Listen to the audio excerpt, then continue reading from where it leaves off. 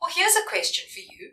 If you were a pizza delivery person, how would you benefit from having a pair of scissors? If you're in the interview cycle, there is a good chance that a weird, strange, or odd question just like that is going to come your way. The trick is, how are you going to answer it? So today we're going to be looking at this area of those odd, strange, or weird questions, exactly why the interviewers are even asking them, and what are we going to do to make sure we answer it in a way that sets us apart from all the other candidates. All eyes on me. Hi, I'm Jane and welcome back to my channel.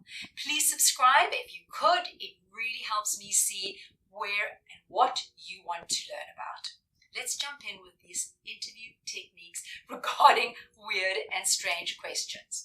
Now that question, the pizza scissor one, was actually asked to a client of mine about 5 years ago. So let's see today why interviewers are even asking those questions and then how we're going to answer them.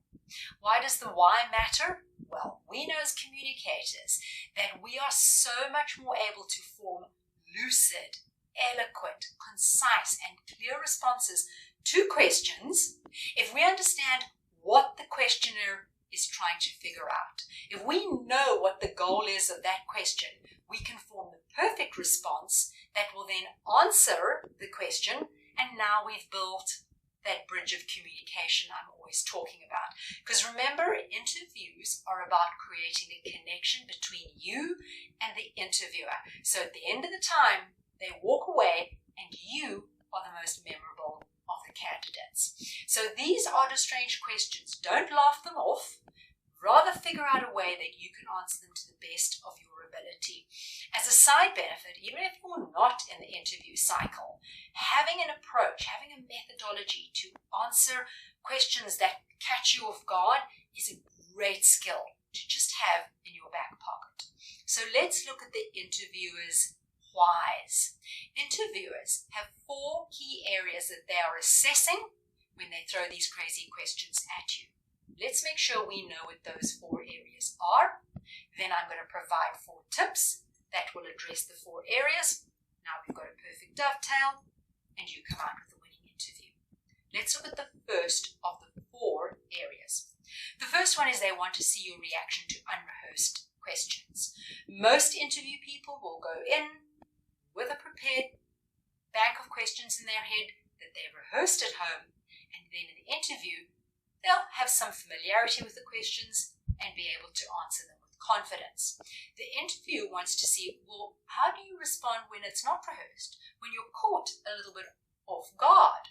That is why they ask these completely bizarre questions, because it's highly, highly unlikely you would have ever come across a question like that before.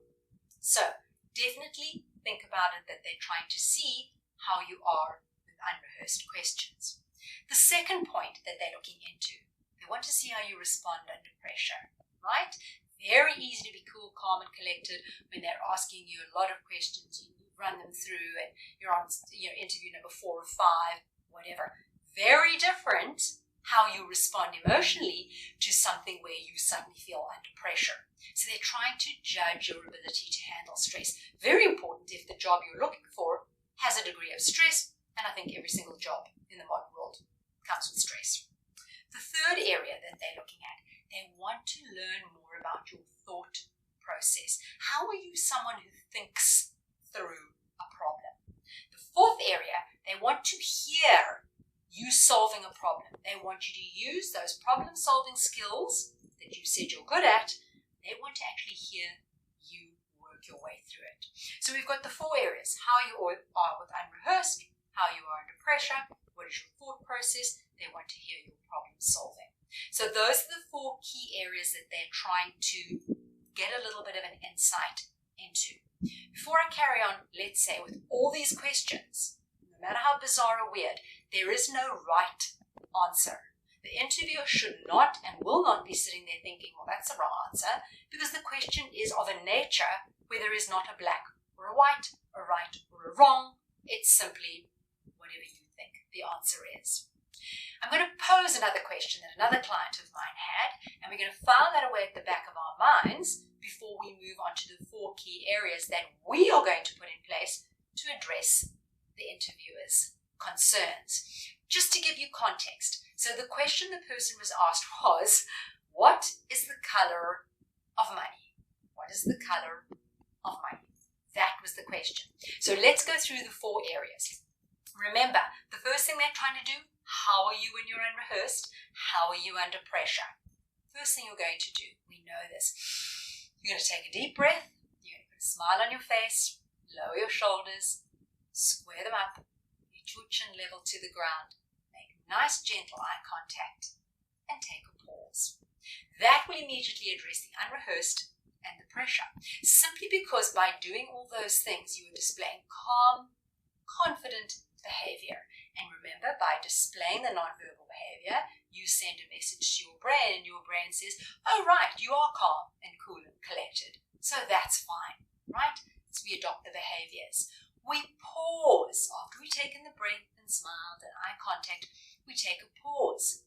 1, 2.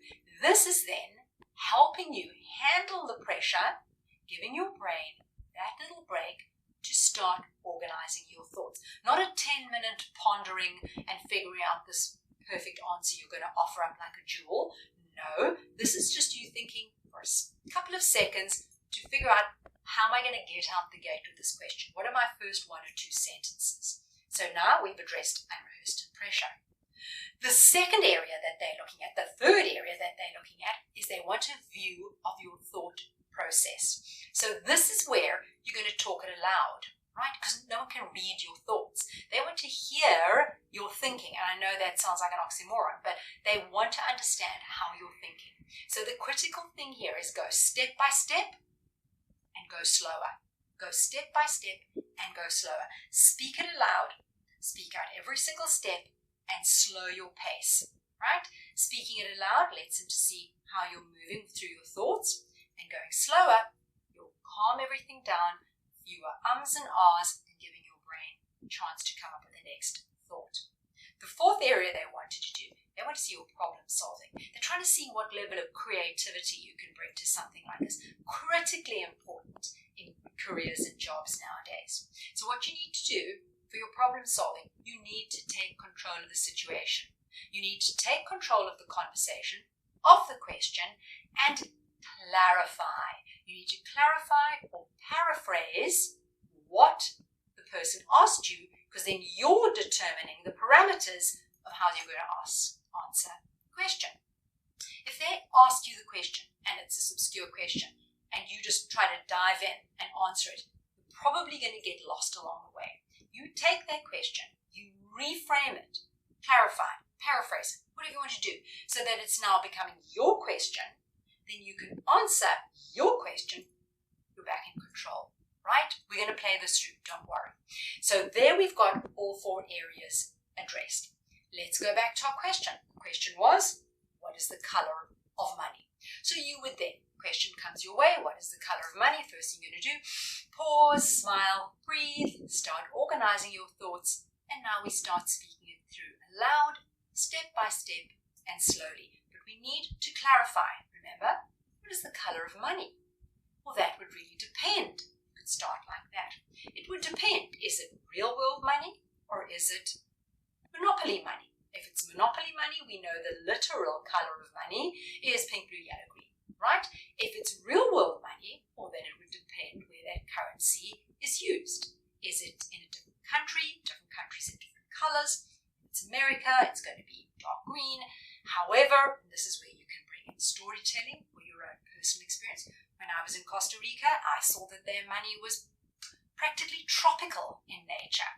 Or you could say, I'm from India. The money there is a variety of bright and varied colors. Okay, so now you are determining how to answer the question. You can wrap the whole thing up at the end by saying, so the color of money would depend on a variety of issues, but no, I don't think we can say there is one color of money, right? So now you've given all the steps that they want to see, your creativity, thinking outside the box, how you respond. You've bundled it up into one nice answer. Two things, never do. Never get irritated. Never get irritated or annoyed with the question, and don't give up. So no matter how obscure it is, take a breath and try to just talk it out. Never say, oh, this is stupid, I'm not doing this. Never say something like, oh, I don't know, I'll give up, right? Not going to be in your favor. So stick with the 4 tips, and I guarantee you will own those obscure questions. How to practice it? Quite simply, go online, download a massive amount of obscure, strange, or odd questions and practice answering those. You're not going to get that exact question in the interview. As we said, that's the whole purpose. However, it's going to build up that muscle memory as to how you answer those questions using the 4-step approach, that when you go into the interview, immediately you feel, I've got this. I can do this. I guarantee this works. If you want to layer on the skills, I have so many things that work beautifully with this video. So just jump on here to the most logical one. But if you look in the playlists, I've got tons of ones that work for interview skills. Thank you for your time. I'll see you next week.